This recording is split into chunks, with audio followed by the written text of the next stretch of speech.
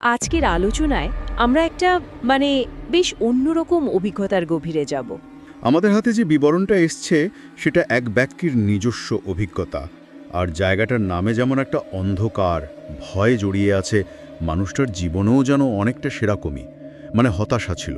তাই কিরকম? পড়াশোনায় ভালো হওয়া সত্ত্বেও সরকারি চাকরি আর জোটেনি। বুঝতেই পারছেন, সংসারের চাপ, শেষমেশ একটা সিকিউরিটি গার্ডের চাকরি নিয়েছিলেন।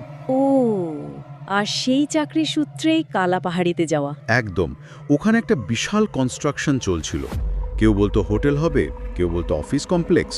পরে জানা যায় আসলে একটা ফার্মাসিউটিক্যাল ফ্যাক্টরি তৈরির প্ল্যান ছিল। আচ্ছা, আর ওনার ডিউটি ছিল রাতে? হ্যাঁ, রাতের শিফটে, একেবারে নির্জন পরিবেশ। উনি লিখেছেন, প্রথম দিন থেকে ওনার মনে হতে থাকে, মানে কি বলে, একটা অশুভ অনুভূতি, যেন খারাপ কিছু একটা ঘটবে। চলুন তাহলে শোনা যাক কি ঘটেছিল একেবারে ওনার মুখ থেকে, মানে ওনার বিবরণ অনুযায়ী। তো কালা পাহাড়িতে এসে প্রথম কটা দিন অরিন্দম, মানে আমাদের বিবরণকারী, বাজারের কাছে একটা ছোট্ট হোটেলে খেতেন। হোটেল বলতে ঠিক হোটেল নয়, কিরকম? মাটির দেওয়াল, খড়ের ছাউনি, বাঁশের বেড়া দিয়ে ঘেরা একটা ঘর। দরজার জায়গায় একটা পুরনো কাঁথা ঝুলছে।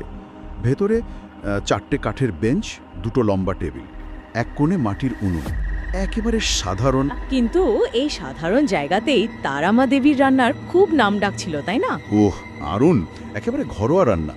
গরম ভাত, সর্ষে ইলিশ, ভাবুন, নারকেল দিয়ে চিংড়ি মালাইকারি, কালো জিরে ফোড়ন দিয়ে পটল ভাজা, পুঁইশাক চচ্চড়ি। বাহ, শুনেই তো জিভে জল আসছে। আর দামও ছিল অবিশ্বাস্য কম, মাত্র কড়ি টাকায় ভরপেট। তারামা দেবী বলতেন, মানুষকে খাওয়াতেই আমার সুখ। কি অসাধারণ মানুষ, ভাবুন একবার। সত্যি, কিন্তু এই শান্তিটা বোধহয় বেশি দিন টেকেনি। না, একদিন দুপুরে অরিন্দম যখন খাচ্ছেন, ঠিক